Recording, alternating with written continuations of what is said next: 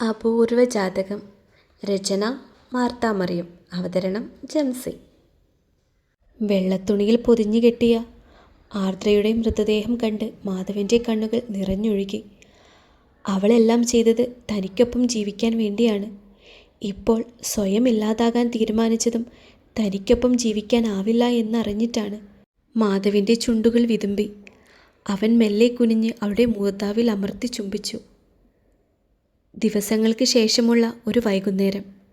ലീവായതുകൊണ്ട് തീർത്ഥയും അമൃതയും വീടിന് പുറകെയുള്ള മരത്തിന് താഴെയുള്ള ബെഞ്ചിൽ ഇരിക്കുകയായിരുന്നു. ഇരുവരും ആ ഇരിപ്പ് തുടങ്ങിയിട്ട് കുറച്ചധികം നേരമായി. എന്നാലും ആർദ്ര ഇങ്ങനെയൊരു കാര്യം ചെയ്യുമെന്ന് ഞാൻ തീരെ പ്രതീക്ഷിച്ചില്ല. തീർത്ത നെടുവീർപ്പോടെ ദൂരേക്ക് നോക്കി. മനുഷ്യൻ്റെ മനസ്സിലെ ചിന്തകൾ ആർക്കും പ്രവചിക്കാൻ കഴിയില്ലല്ലോ. ചിലപ്പോൾ മരിക്കണമെന്ന് വിചാരിച്ചത് ചെയ്തതാവില്ല. മാധവിനെയും നിന്നെയും ഒന്ന് പേടിപ്പിക്കാനായിട്ട് ചെയ്തതാവും. കാലക്കേടിന് അങ്ങനെ സംഭവിച്ചു. കണ്ടില്ലെങ്കിൽ കൂടി ആർദ്രയുടെ മരണത്തിൽ അമൃതയ്ക്കും വിഷമമുണ്ടായിരുന്നു. മാധവേട്ടൻ്റെ അവസ്ഥ ഓർത്തിട്ടാണ്. കഴിഞ്ഞ തവണ കണ്ടപ്പോൾ ശരിക്കും ഭ്രാന്ത് പിടിച്ച അവസ്ഥയിലാണ്. പാവം. അവളുടെ മനസ്സിലെ ആദി മാധവനെക്കുറിച്ചായിരുന്നു. മാധവിന് അവളെ ഇഷ്ടമായിരുന്നില്ലല്ലോ, പിന്നെന്തിനാ ഇത്ര സങ്കടപ്പെടുന്നത്? അമൃത ചോദ്യഭാവത്തിൽ അവളെ നോക്കി.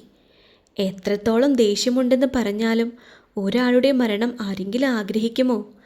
ആഗ്രഹിക്കുന്നവരുണ്ടാകും. പക്ഷേ മാധവേട്ടൻ അങ്ങനെയില്ല. ആർദ്രയോട് ഇഷ്ടമില്ലെങ്കിൽ കൂടി അവൾക്ക് ദോഷം വരരുതെന്ന് അദ്ദേഹം ആഗ്രഹിച്ചിരുന്നു. അതുകൊണ്ടാണ് സങ്കടം. അവൾ നെടുതായി ഒന്ന് നിശ്വസിച്ചു. ഇനിയിപ്പോൾ അതൊക്കെ ആലോചിച്ചിരുന്നിട്ട് എന്താ കാര്യം? പോവാനുള്ളവർ പോയി എന്ന് കരുതി മറ്റുള്ളവർക്ക് സങ്കടപ്പെട്ടുകൊണ്ടിരിക്കാൻ പറ്റുമോ? എൻ്റെ അഭിപ്രായത്തിൽ മാധവന് ഇപ്പോഴാണ് നിന്നെ ആവശ്യം. അമൃത പറഞ്ഞത് കേട്ട് തീർത്ത തലചെരിച്ച് അവളെ നോക്കി. ഇപ്പോൾ ഞാനെങ്ങാനും മേലിടത്തേക്ക് ചെന്ന ആളുകൾ എന്തായിരിക്കും പറയുക എന്ന് നിനക്കറിയാമോ? അവൾ മരിക്കാൻ കാത്തിരിക്കുകയായിരുന്നു ഞാൻ തിരികെ ചെല്ലാനെന്ന്. ചിലപ്പോൾ ഞാനാണ് അവളെ കൊന്നത് എന്ന് പോലും പറയാൻ മടിക്കില്ല. വേണ്ട, അങ്ങനെയൊരു പഴി എനിക്ക് വേണ്ട, അവൾ പറഞ്ഞു. നീ ഇങ്ങനെ മറ്റുള്ളവർ എന്ത് വിചാരിക്കുമെന്ന് പറഞ്ഞിരുന്നു. അവസാനം തീർന്നു പോകുന്നത് നിൻ്റെയും അയാളുടെ നല്ല സമയമാണ്. എല്ലാവരുടെയും സമ്മതവും വാങ്ങി അവസാന കാലത്ത് ഒന്നായിട്ട് എന്താ കാര്യം? വല്ല അമ്പലങ്ങളിൽ ഭജനയ്ക്ക് പോകാനോ അതോ കാശിക്ക് യാത്ര പോവാനോ? തെല്ല് ദേഷ്യത്തോടെ അമൃത ചോദിച്ചു. അത് കേട്ട് തീർത്തയ്ക്ക് ചിരി വന്നെങ്കിലും ഉള്ളിൻ്റെ ഉള്ളിൽ അവൾ പറഞ്ഞ കാര്യത്തെക്കുറിച്ച് ആലോചിക്കാതിരുന്നില്ല. അപ്പോഴേക്കും സ്കൂൾ വിട്ട് ശിവു എത്തിയത് കൊണ്ട് ആ സംസാരം അവിടെ അവസാനിച്ചു. തീർത്ത അവിടെ നിന്നും എഴുന്നേറ്റ് ശിവുവിൻ്റെ അടുത്തേക്ക് ചെന്നു. അപ്പോഴും അമൃത തീർത്തയുടെയും മാധവൻ്റെയും കാര്യം ആലോചിച്ചുകൊണ്ട് അവിടെ തന്നെ ഇരിക്കുകയായിരുന്നു. മേലെടുത്ത് വീടിനെ മൂടിയിരുന്ന കാർമേഘം ഇതുവരെ ഒഴിഞ്ഞിട്ടില്ല. ആ വീട്ടിലുള്ള എല്ലാവരും കാർമേഘത്തിൻ്റെ കരിനിഴലിൽ തന്നെയായിരുന്നു. എങ്ങും മൂടിക്കെട്ടിയ അവസ്ഥ. ആകെ ഇടയ്ക്ക് ചിന്നു ഒന്നുറക്കെ സംസാരിക്കുന്നത് മാത്രമാണ് ആ വീടിൻ്റെ അകത്തളത്തിൽ ഉയരുന്ന ശബ്ദം. ആർദ്രയുടെ മരണത്തിൽ പോലീസ് അന്വേഷണം ഉണ്ടായെങ്കിലും മഹിയുടെ ഹാളിൽ അതധികം ഗൗരവമായി വന്നില്ല. സാധാരണ ഒരു ആക്സിഡൻ്റായി അത് മാറി. വിശ്വനാഥനും നന്ദിനിയും ഇപ്പോൾ മേലെടുത്ത് തന്നെയുണ്ട്. അത് മാധവിൻ്റെ നിർബന്ധമായിരുന്നു. ഏക മകൾ നഷ്ടപ്പെട്ട അവർ എങ്ങനെയായിരിക്കും പ്രതികരിക്കുക എന്ന കാര്യത്തിൽ അവന് നല്ല പേടിയുണ്ടായിരുന്നു. അതുകൊണ്ട് തന്നെ തനിച്ചവരെ വീട്ടിലേക്ക് വിടാൻ അവൻ തയ്യാറായില്ല. ആദ്യമൊക്കെ നന്ദിനി അവനെ കാണുമ്പോൾ ദേഷ്യത്തോടെ ഉപദ്രവിക്കാൻ ചെല്ലുമായിരുന്നുവെങ്കിലും പതിയെ അവരും കാര്യങ്ങൾ മനസ്സിലാക്കി. ഭാര്യയുടെ ഈ ഒരു മാനസികാവസ്ഥയിൽ എല്ലാവരും കൂടി നിൽക്കുന്നതാണ് നല്ലതെന്ന് വിശ്വനാഥനും തോന്നിയതുകൊണ്ട് അയാളും കൂടുതൽ എതിർപ്പൊന്നും പ്രകടിപ്പിച്ചില്ല. നീ എങ്ങോട്ടാ? ഓഫീസിലേക്ക് പോകാനായി ഇറങ്ങിയ മാധവ് അമ്മയുടെ ചോദ്യം കേട്ട് തിരിഞ്ഞു നോക്കി. ഓഫീസിലേക്ക്? സ്ലീവിൻ്റെ ബട്ടൺ ഇടുന്നതിനിടയിൽ അവൻ പറഞ്ഞു. ഇപ്പോൾ പോകണ്ട, 40 കഴിഞ്ഞിട്ട് മതി പുറത്തേക്കുള്ള യാത്രയൊക്കെ, പാർവതി പറഞ്ഞു. എന്തിന്? ഇപ്പോൾ തന്നെ ഓഫീസിലെ കാര്യങ്ങളൊക്കെ താളം തെറ്റിയിരിക്കുകയാണ്.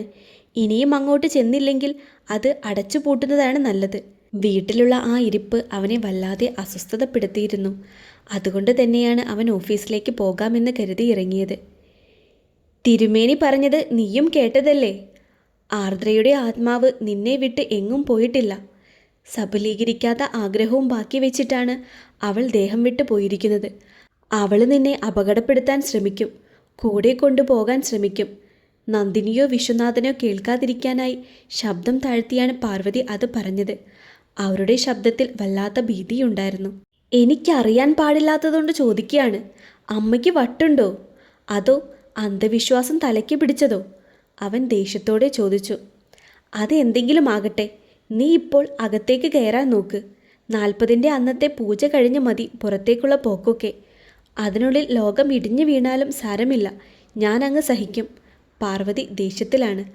അമ്മ ഇനി എന്തൊക്കെ പറഞ്ഞാലും ശരി, ഞാൻ ഇന്ന് പോകും. അതും പറഞ്ഞുകൊണ്ട് അവൻ കാർപോർച്ചിലേക്ക് ഇറങ്ങി. കണ്ണാ, ഡാ! പാർവതി പിറകെ ചെന്നെങ്കിലും മാധവ് കാറിലേക്ക് കയറിയിരുന്നു.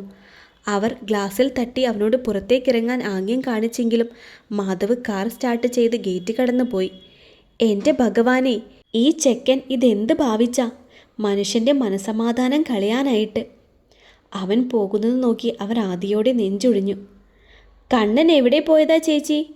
പുറത്തേക്ക് വന്ന ജാനകി ചോദിച്ചു. ഓഫീസിലേക്കാണെന്ന്. ഭാര്യ മരിച്ചിട്ട് ഇത്രേ ആയിട്ടുള്ളൂ. അപ്പോഴേക്കും അവൻ ഇങ്ങനെ ഇറങ്ങി നടന്ന ആളുകൾ എന്ത് പറയും? അവർ നെടുവീർപ്പോടെ അകത്തേക്ക് കയറി. അതിന് ആർദ്രയെ അവൻ ഭാര്യയായി കണ്ടിട്ടുണ്ടോ? ജാനകിയുടെ ആ ചോദ്യത്തിന് മുന്നിൽ പാർവതി അവരെ തുറച്ചു നോക്കി. മിണ്ടാതിരി, ആ നന്ദിനി എങ്ങാനും കേട്ടാ പിന്നെ ഭ്രാന്തിളകി വരും. അവർ ശബ്ദം താഴ്ത്തി മുറുമുറുത്തു. ഞാനൊന്നും പറയുന്നില്ല, ചിന്നു അന്വേഷിക്കുന്നുണ്ട്, അത് പറയാൻ വന്നതാ. അതും പറഞ്ഞുകൊണ്ട് ജാനകി അകത്തേക്ക് കയറിപ്പോയി. പാർവതി ചിന്നുവിൻ്റെ മുറിയിലേക്ക് നടന്നു. ഓഫീസിലെത്തിയ മാധവ് എല്ലാവരുടെയും മുഖത്ത് തന്നോടുള്ള സഹതാപം കണ്ട് ആകെ വല്ലാതായി. സാർ, ഈ ഒരു അവസ്ഥയിൽ ഓഫീസിലേക്ക് വരണ്ടായിരുന്നു. ഇവിടുത്തെ കാര്യങ്ങളൊക്കെ നോക്കാൻ ഞങ്ങളില്ലേ? പേഴ്സണൽ സെക്രട്ടറിയായ ആസാദ് പറഞ്ഞത് കേട്ട് മാധവ് ദേഷ്യത്തോടെ അവനെ തുറച്ചു നോക്കി. സോറി സാർ, പറഞ്ഞത് അബദ്ധമായോ എന്ന മട്ടിൽ ആസാദ് തല താഴ്ത്തി. Get out! മുറുകിയ ശബ്ദത്തിൽ അവൻ പറഞ്ഞു. ആസാദ് വേഗം തന്നെ ക്യാബിൻ വിട്ട് പുറത്തേക്കിറങ്ങി. മാധവ് റിവോൾവിംഗ് ചെയറിൽ പിറകിലോട്ട് ആഞ്ഞ് കണ്ണുകൾ അടച്ചിരുന്നു. മനസ്സ് വല്ലാതെ ശൂന്യമായതുപോലെ, വല്ലാത്തൊരു വിമ്മിഷ്ടം, തലയാകെ പിരിക്കുന്നത് പോലെ. ഒരു കോഫി കുടിക്കണമെന്ന് തോന്നിയതുകൊണ്ട് ഓഫീസ് അസിസ്റ്റന്റിനെ വിളിച്ച് അവൻ കോഫി ഓർഡർ കൊടുത്തു. 10 മിനിറ്റിനുള്ളിൽ കോഫി അവൻ്റെ ടേബിളിലെത്തി. കോഫി കുടിച്ചു കഴിഞ്ഞപ്പോൾ തലവേദന ഒരല്പം കുറഞ്ഞതുപോലെ തോന്നി. അവൻ ഓഫീസ് ലാപ്ടോപ്പ് ഓപ്പൺ ചെയ്ത് അതിൽ വന്നിരിക്കുന്ന മെയിലുകൾ ചെക്ക് ചെയ്യാൻ തുടങ്ങി. അതിൽ കഴിഞ്ഞ ദിവസം അവൻ അറേഞ്ച് ചെയ്തിരുന്ന ഒരു മീറ്റിംഗ് പോസ്റ്റ്പോൺ ചെയ്ത മെയിൽ വന്നിട്ടുണ്ട്. അത് ഇന്ന് 3 മണിക്കാണ്. എന്തായാലും അതിൽ നിന്നും എല്ലാം റീസ്റ്റാർട്ട് ചെയ്യാം.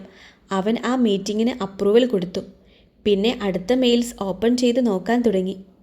ഇതേ സമയം മാധവൻ്റെ മീറ്റിംഗ് അപ്രൂവൽ കിട്ടിയ മാനേജർ തീർത്ഥയെ ക്യാബിനിലേക്ക് വിളിപ്പിച്ചു. ഇന്ന് 3 മണിക്കാണ് മീറ്റിംഗ്. അവരുടെ ഓഫീസിൽ വെച്ച് തന്നെയാണ്. ഒഫീഷ്യൽ ക്യാബിൽ അവിടെ പിക്ക് ആൻഡ് ഡ്രോപ്പ് ചെയ്യും. പിന്നെ നമ്മുടെ കമ്പനിയുടെ റെപ്യൂട്ടേഷനെ ബാധിക്കുന്ന യാതൊരുവിധ ചീത്തപ്പേരും തീർത്ഥയുടെ ഭാഗത്തു നിന്നും ഉണ്ടാവരുത്. ഓക്കെ? മാനേജർ അവൾക്ക് വേണ്ട നിർദ്ദേശങ്ങൾ കൊടുത്തു.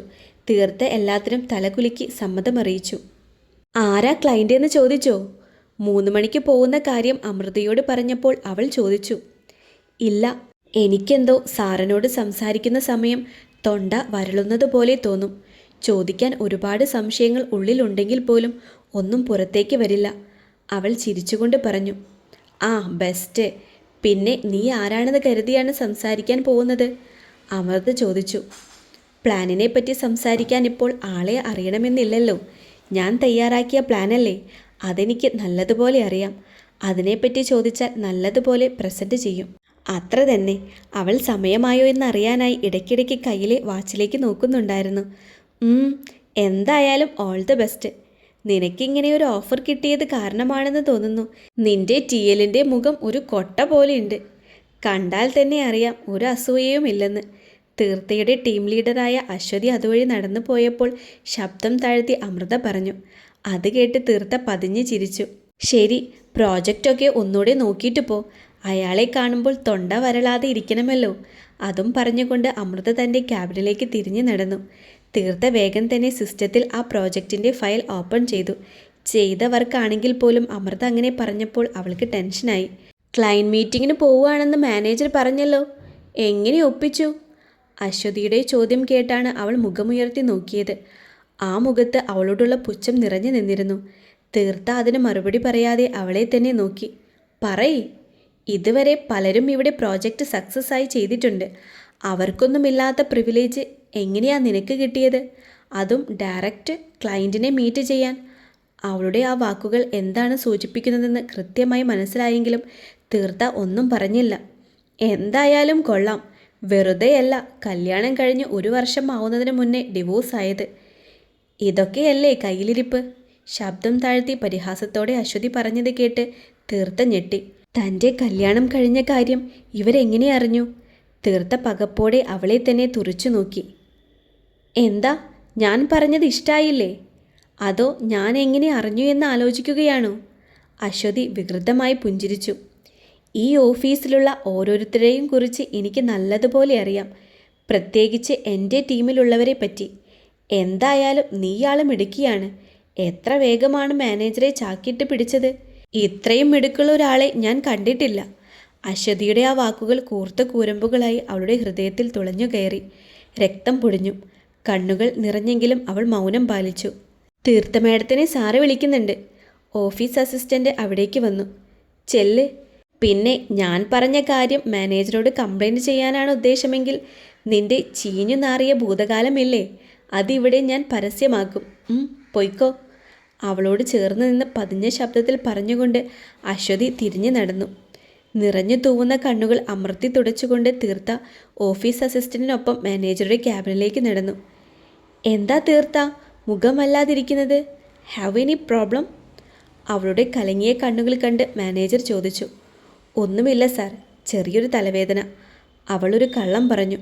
ഓക്കെ, ഒന്ന് ഫ്രഷ് ആയിട്ട് ഇറങ്ങിക്കോളൂ. ക്യാബ് പാർക്കിങ്ങിലുണ്ട്, മാനേജർ പറഞ്ഞു. Okay sir. അവൾ ക്യാബിനിൽ നിന്നും പുറത്തേക്കിറങ്ങി നേരെ വാഷ്റൂമിലേക്ക് നടന്നു. അപ്പോഴും TL പറഞ്ഞ കാര്യങ്ങൾ അവളുടെ ചെവിയിൽ മുഴങ്ങുന്നുണ്ടായിരുന്നു. തണുത്ത വെള്ളം മുഖത്ത് തെളിച്ചപ്പോൾ അവൾക്ക് കണ്ണുകൾ നീറി. അല്ല, താൻ എന്തിനാ കരയുന്നത്? അതിന് താൻ തെറ്റെന്തെങ്കിലും ചെയ്തോ? കണ്ണാടിയിൽ തെളിഞ്ഞു നിൽക്കുന്ന തൻ്റെ പ്രതിരൂപത്തോടവൾ സ്വയം ചോദിച്ചു. ഇല്ല, എൻ്റെ കഴിവുകൊണ്ടാണ് ഇങ്ങനെയൊരു അവസരം കിട്ടിയത്. അതിനെ അവർ തെറ്റായി വ്യാഖ്യാനിക്കുന്നത് കണ്ട് ഞാൻ എന്തിനാ കരയുന്നത്? പിന്നെ തൻ്റെ പാസ്റ്റ്, അതിൽ കുറ്റം പറയാൻ മാത്രം എന്താ ഉള്ളത്? മേഡം അവർക്കിഷ്ടമുള്ള രീതിയിൽ അതിനെ വ്യാഖ്യാനിച്ചു. അതിന് തനിക്കൊന്നും തന്നെ ചെയ്യാൻ കഴിയില്ല. കരഞ്ഞുകൊണ്ടിരുന്നാൽ അതിനെ സമയം കാണൂ. ഇനി എന്തെങ്കിലും പറയാൻ വന്നാൽ തിരിച്ച് നല്ലത് പറയണം. അവൾ മനസ്സിൽ തീരുമാനിച്ചുറപ്പിച്ചു. പിന്നെ മുഖം അമർത്തി തുടച്ചുകൊണ്ട് പുറത്തേക്കിറങ്ങി. പുറത്തേക്കിറങ്ങാൻ നേരം വാതിലിക്കൽ അശ്വതി. തീർത്ത അവളെ കണ്ട് മൈൻഡ് ചെയ്യാതെ മുന്നോട്ട് നടക്കാൻ തുടങ്ങിയെങ്കിലും അശ്വതി അവളെ തടഞ്ഞു. ധൃതിയിലാണല്ലോ. ഇനി ക്ലയൻറ്റിനെ കൂടി ചാക്കിട്ട് പിടിക്കണം അല്ലേ? ഇത് എങ്ങനെയാണ്? നീയും മാനേജറും തമ്മിലുള്ള ഡീലാണോ? ഉച്ചത്തോടെ അവൾ ചോദിച്ചു. മര്യാദക്ക് സംസാരിച്ചില്ലെങ്കിൽ ടീം ലീഡറാണെന്ന് ഞാൻ നോക്കില്ല, അടിച്ച് കരണം പുകയ്ക്കും. തീർത്ത ശബ്ദം താഴ്ത്തി പറഞ്ഞു. അവളുടെ ശബ്ദം പതുക്കെയായിരുന്നെങ്കിലും വാക്കുകൾ വല്ലാതെ മുറുകിയിരുന്നു. അത് കേട്ട് അശ്വതി ഒന്ന് പകച്ചു. പാവത്തെ പോലെ പതുങ്ങിയിരിക്കുന്ന തീർത്തയിൽ നിന്നും അങ്ങനെയൊരു മറുപടി അവൾ പ്രതീക്ഷിച്ചിരുന്നില്ല എന്ന് ആ മുഖഭാവത്തിൽ നിന്നും വ്യക്തമായി. തലയുയർത്തിപ്പിടിച്ച് തീർത്ത അവളെയും കടന്ന് മുന്നോട്ടേക്ക് നടന്നു. ആ സമയം എന്തെന്നില്ലാത്തൊരു സന്തോഷം അവളുടെ ഹൃദയത്തെ പൊതിഞ്ഞിരുന്നു. ആ സന്തോഷം പുഞ്ചിരിയായി ചുടികളിൽ വിടർന്നു. സാർ, SK അസോസിയേറ്റ്സിൽ നിന്നും സ്റ്റാഫ് വന്നിട്ടുണ്ട്. ക്യാബിൻ്റെ അകത്തേക്ക് വന്ന ആസാദ് പറഞ്ഞു. ഓക്കെ, കോൺഫറൻസ് ഹാളിലേക്ക് ഇരിക്കാൻ പറയൂ, ഞാൻ ഇപ്പോൾ വരാം. മാധവ് ഒരു വർക്ക് ചെയ്തുകൊണ്ടിരിക്കുകയായിരുന്നു. അത് കഴിഞ്ഞതിന് ശേഷമാണ് അവൻ അവിടെ നിന്നും എഴുന്നേറ്റത്. മേലെടുത്ത് ഫിനാൻസ് എന്ന് കണ്ടപ്പോൾ തന്നെ കോൺഫറൻസ് റൂമിലിരിക്കുന്ന തീർത്തയ്ക്ക് എന്തൊക്കെയോ സംശയം തോന്നി. മുൻപ് ഈ സ്ഥാപനത്തിൻ്റെ ഉദ്ഘാടനത്തിൻ്റെ വീഡിയോകൾ TV-യിൽ കണ്ടതോർത്തു. ഭഗവാനെ, മാധവേട്ടൻ്റെ ഓഫീസ്! അവൾ ആകെ വല്ലാതെയായി. അവൾ ആദിയോടെ കോൺഫറൻസ് ഹാളിൻ്റെ എൻട്രൻസിലേക്ക് നോക്കി. ഏത് നിമിഷവും മാധവേട്ടൻ കയറി വരും. ഒട്ടും പ്രതീക്ഷിക്കാതെ തന്നെ ഇവിടെ കണ്ടാൽ. അതോ മാധവേട്ടന് മനസ്സിലായിട്ടുണ്ടാകുമോ താനാണ് പ്രോജക്റ്റ് ചെയ്തതെന്ന്? അവൾ ടെൻഷനിൽ ചുണ്ടുകടിച്ചു. ഉള്ളിലെ താപം കാരണം ആ AC-യുടെ തണുപ്പിലും അവളുടെ നെറ്റിയിൽ വിയർപ്പ് കണങ്ങൾ ഉരുണ്ടുകൂടി. പെട്ടെന്നാണ് കോൺഫറൻസ് റൂമിൻ്റെ വാതിൽ തുറക്കുന്ന ശബ്ദം കേട്ടത്. തീർത്ത മെല്ലെ തിരിഞ്ഞു നോക്കി. ആഷ് കളർ ഷർട്ടിലും ബ്ലാക്ക് പാൻറ്റിലും മാധവ് കോൺഫറൻസ് ഹാളിലേക്ക് കയറി വന്നു. അവനെ കണ്ടതും അവൾ എഴുന്നേറ്റു. അപ്രതീക്ഷിതമായി തനിക്ക് മുന്നിൽ തീർത്തയെ കണ്ടതും മാധവിൻ്റെ മുഖം വിടർന്നു. അവൻ കണ്ണിമ പോലും ചിമ്മാതെ 2 നിമിഷം അവളെ തന്നെ നോക്കി നിന്നു.